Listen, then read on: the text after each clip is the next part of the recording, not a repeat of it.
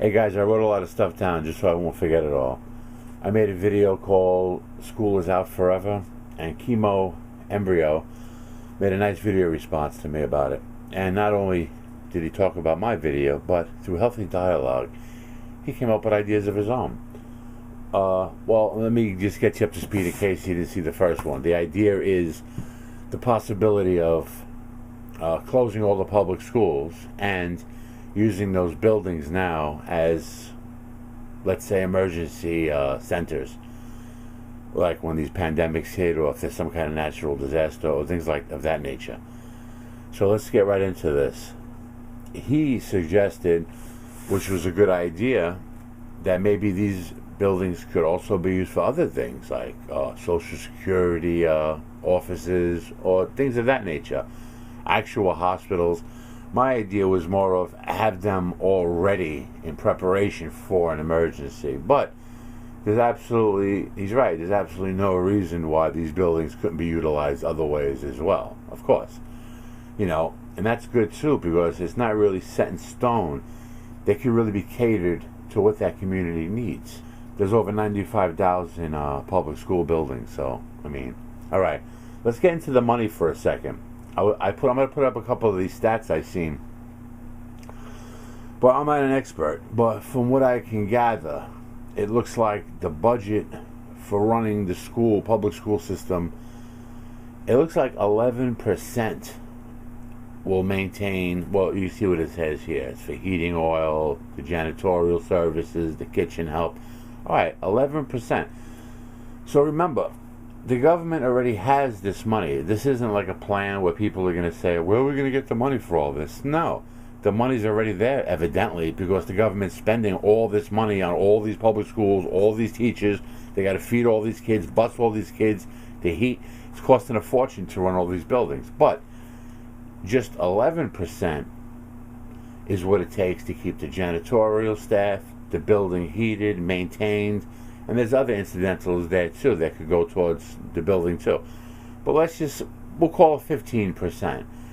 What that means is, when these buildings close for their public school services, you can keep all the janitorial staff. The building is still going to have to be staffed. You're still going to need people to clean it and maintain it, the grounds.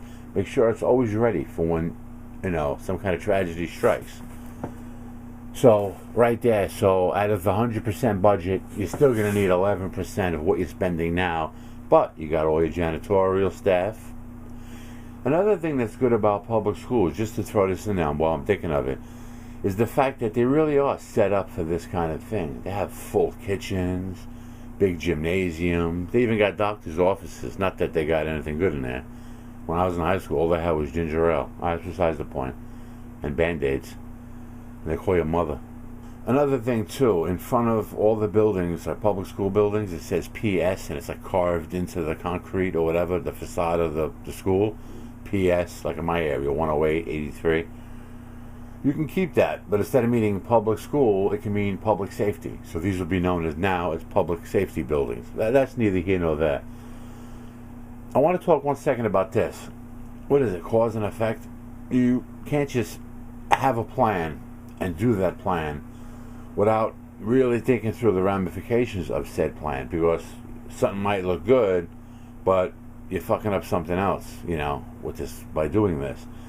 Example would be, what happens now to all the school buses? What happens, obviously you're not going to need these school buses no more. There's like millions of them. I'll try to find a statistic how many school buses there actually are. But again, going forward with like some kind of huge plan, what could we do with those school buses? What if this? Now, again, this is like the jump the shark part of the video. But remember, you always have to be thinking. Always try to come up with a plan. It's not, they might be stupid, some of these plans, but at least it's something to think about. What's something we see on the rise? Around the world, you can even say. Tiny home living, right? People are getting into that. But it seems a lot of states are very strict on that kind of thing. You can't just set these things up where you want to set them up. All they have to do, all states, lax the law, create new laws or loosen the laws, whatever the word is, however you put it, where you start to allow tiny communities to go up in different areas. That's part of the problem in America too, because you could do everything right, and you can say you live in an apartment, it's rent controlled, and you worked hard your whole life, and now you're retired. You have enough money. Sure, you have enough money. You can live. You're going to pay your rent. You're going to have food. You're going to have everything you need, medical. But the realization could hit you that you are actually trapped in your existence. You can't fucking move. You can't do anything. Where are you going to go? You got a rent control now. You're paying fucking dick. You're paying $800 a month. You go anywhere in this country, probably, well, a big city, you're going to be paying way more than that. But you got to fucking stay where you are, right? There's no fucking option. Especially if you live in an apartment your whole life. I can see if you have a house already, now you have way more options. Because you've been paying money into that house all these years. You can sell said house and fucking go live somewhere maybe where it's cheaper. So you got a $500,000 house, you sell it. I go buy a $100,000 house in fucking Alabama or some shit. Living like in a fucking castle in Alabama. But that's just an example. But when you live in an apartment, you don't have such, where's your money? Where, unless you saved a lot of money, I mean, you're living on a fixed income, most people. So it's very hard. You're fucking trapped by allowing tiny homes to go up. And I'm not suggesting everywhere. Communities can each have their own guidelines. But states are huge. There's so much fucking land. Allow tiny homes to go up. Even make laws. I don't like the way they look either, like trailer parks. They look kind of dumpy because it's like a little piece of area and you got all these like too many like dumped on top of each other. It looks like a piece of shit.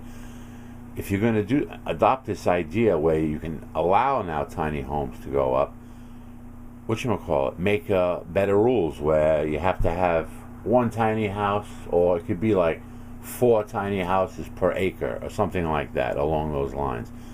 You can even start selling plots like that, like quarter-acre plots. Now, you can say they're smaller. These tiny homes have less of a footprint. And part of the catch, or the that pulls people into tiny home living is the fact that it is so cheap. But you don't have to be a total fucking cheap bastard and live totally off the grid, depending on the sun and depending on rainwater. No. I like the tiny house movement, but I want a real fucking toilet. I want I want electricity coming into my home. I want stuff like that. But it is a tiny home. You're on wheels. It's not a permanent structure. You got no real footprint. You can drive away, and it was almost like you're never there, except for the utility hookup. But the taxes, you shouldn't have to pay the same tax burden. So now, instead of like say $4,000 a year in this area, since you have a tiny home, you're going to pay $1,000 a year, and you're going to be on you'll be on the grid, on the power grid. Absolutely nothing wrong with that. See, that's a compromise. Okay, you're not like just living on some land and I got no fucking power. Ooh, I'm beating this system. I could live here forever like this. You're living like a fucking rat. In all honesty, I like the idea of living off grid, especially if it's in an area where you have to live off grid. I'm in the middle of the fucking woods. There's nothing out here. It's kind of cool. My own house. I got my own water. I got power. I got generators. I can live. I can live with this thing. But in a civilized society, come on, especially if you got kids or something, you really want to be living like that. But I'm just saying, you could if you want. That's your option. But there's no reason why they couldn't kind of create the laws where you're living small, you're living frugal, you pay less tax in this type of thing. Now, if you have a big parcel of land, now you're going to pay the full tax. But as long as you have one of these, they'll figure out the rules and laws and regulations of it. But getting back to the school buses, all those school buses, or let's say 75% of them, can now just be sold. And people will buy them. You can watch tons of videos online. People are really into this tiny home movement.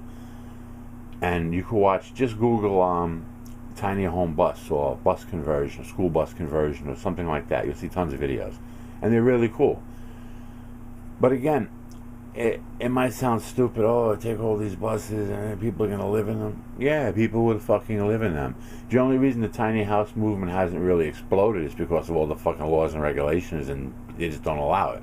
What if every public school in America parks right in front, new spiffy paint job on it, a school bus will be parked right in front of the public safety building from now on as a constant reminder of the evolution of the American system, the way of doing things, where we had schools, where brick and mortar schools, where kids can line up and gather here and go here and really learn and enjoy, you know. But the world threw a wrench in the works. But never forget, every time people see that bus, it'll just remember of days past, you know, these great systems we set up. But check this out. This might sound real stupid, but make believe the bus is parked this way and you're the building. So you got all these windows on this side and then you got the building here. So people walking on the sidewalk past the bus every day, it would be kind of cool. Make believe in a couple of the windows, or even one, or somewhere in one of the windows is like a monitor. And on that monitor being displayed could be a loop, low volume, so only if you're standing there you'll hear it, where it's like things coming up in the community, maybe some kind of emergency announcement. But, you know, something like that sounds so stupid, like maybe even fanciful or like dopey. Why would anybody need that? But let's really look at society in the future. You're not going to have brick and mortar schools no more. Everybody's in their freaking house. But there's still a presence there. You're still learning at home. And the school could be used for certain things if they had certain kinds of functions. Graduations maybe could still be. Okay. But the whole idea of closing the schools is, of course, if there's no pandemic going around and there's no sickness going around, of course you can use the facilities for other purposes. But the idea is when the shit hits the fan, everybody's segregated, what are you going to do every time? Just close the school every time? Okay, kids, school's closed, the brick and mortar schools are closed, everybody just stay home 2-3 fucking months till we figure this shit out. No, you have to get a system in place. The school has to be taken out of the equation, in my opinion. There's no way around it. There's no fucking way around it. Also, another thing, just to touch on quick, in America, we have such great systems, the post office, all these different organizations and stuff. We cannot allow ourselves to lose any of them, even if they're different. Like, for example, we're talking about the school system changing. How about the post office? They've been talking about this for years. In the future, there's not even going to be any mail. It could be all done on computer, this and that. We can't allow that. We can't allow that. Because we see, like in movies, when systems are down, then the citizens are fucking blind. Okay, so let's take the postman, for example. They're walking around giving everybody mail. Okay, so in the future, sure, there's going to be less mail. So maybe less need for the postman because there's less mail to be delivered. But no, evolve that job as well and going forward in the future. I think it's a very nice idea that our country's so great that every single day, or at least 5 days a week, we have a government representative of some sort bopping through our neighborhood. They could do wellness checks, knock on the door. There's old people in there. You okay? How you doing today? Hey, thanks for checking on me. Or maybe they have things to report. Oh, there's some kind of trouble here at night. They don't know who to report it to, or whatever the case may be. Maybe that could be part of the job. Give it to this daily, or leave it in the post box for them. It's they're not a postman. Instead of just delivering certain items, take this too. They drop that off, whatever it is. But the point is, we can't lose any of our systems. So now you're a retired person. You can't afford to buy a friggin' house somewhere, but maybe you could afford to do tiny house living. And what else happens overnight when all the states loosen up their laws with tiny house living? What happens almost overnight? How many jobs are going to be created? All these people, carpenters, going back to work. You'll have people like putting ads in the paper. Bring in your van, we'll help you retrofit it. Stuff like that. Jobs would be created overnight. People really want to go forward with this tiny house movement. It's a cheaper way to live. But what I like about the idea of being on the grid, you pay less tax because you got a smaller footprint. But I like the idea where, you're not being, you're living in a house with, even if it's a dumpy apartment somewhere, you have running water, electricity. That's a step up to me than living in some Unabomber shack somewhere, again, depending on the rain and the sun. That's cool if you want to live like that, but no. People, they're used to amenities. So there's no reason why they can't pay a little less in that type of situation. And remember, Out with the old, in with the fucking new. They keep raising the retirement age. That's not the way it should fucking be. If anything, the retirement age should be like 55 or some shit. Get the fuck out. You did a good job. You worked from 20 to 55 or whatever. Go ahead, enjoy the rest of your life now. Make jobs for the young people coming up. Give them a chance to work. Hey guys, do you have any ideas? Add to the conversation. Like, how do you think the future should be handled? Because just in closing, I'm just going to say it like this. Just imagine the world right now. We get a hand on this Wuhan flu. We have a cure. We open school September, October, whatever. And then the next day something happens. No, we do the same. We got to go through this every freaking time. Is this the way it's going to be from now on? No, they have to change everything. They got to change everything.